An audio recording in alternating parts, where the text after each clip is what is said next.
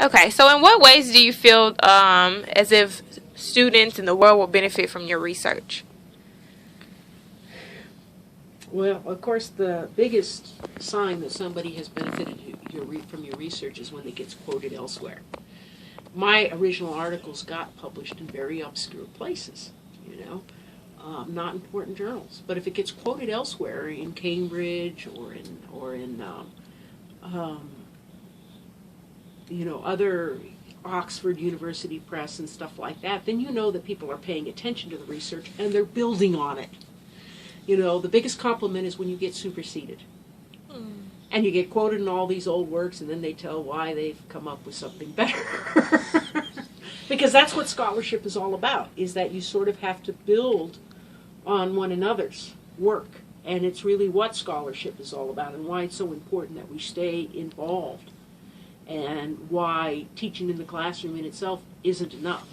Because otherwise, what your high school teachers taught you is like 40 years old. If your college students have not sort of kept up with the field, whatever they're teaching is like 20 years old. And, by that time the scholarship has moved way, way ahead of you and left you behind.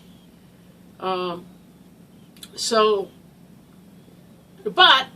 I get into it because it's a question that interests me, quite frankly.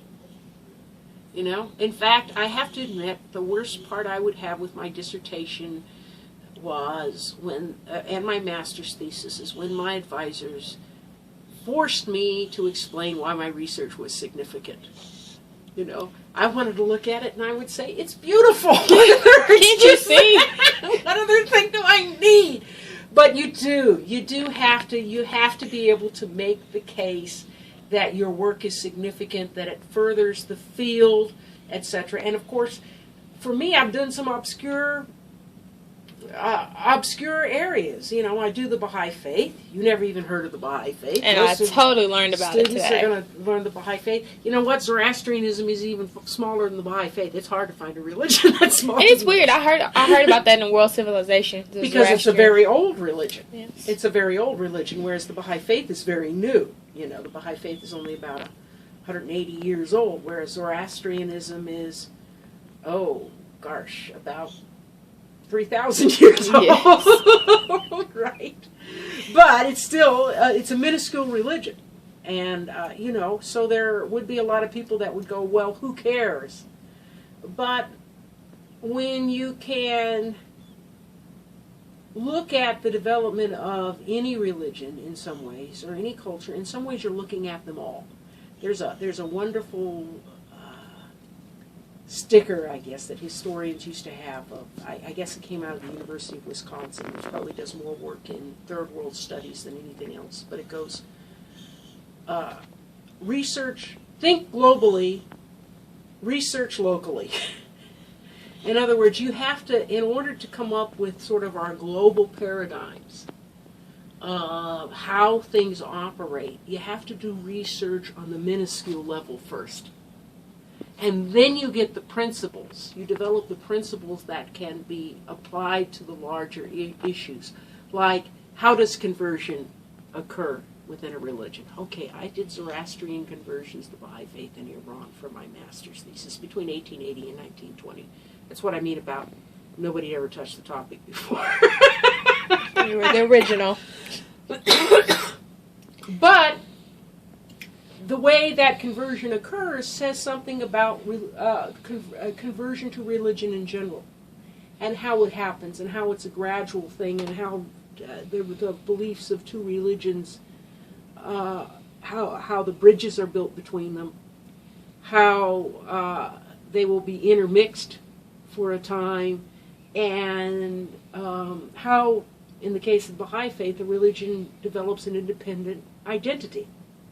Because no religion starts out completely independent. I mean, Christianity starts out as a Jewish Messianic sect, right? A sect of Judaism. How does it become a world religion?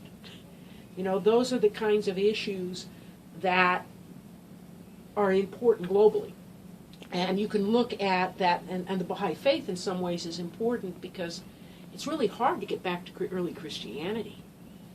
What sources do you have except those that were done here? With the Baha'i faith, on the other hand, you've got all those early materials, and you can actually see the emergence of a new religion in the full light of history. Okay. And in that sense, I think it becomes very significant. And last but not least, do you have any suggestions for budding researchers? Learn languages. Be curious. I think, like I said, it has to be a topic you love, or you're not going to stick with it.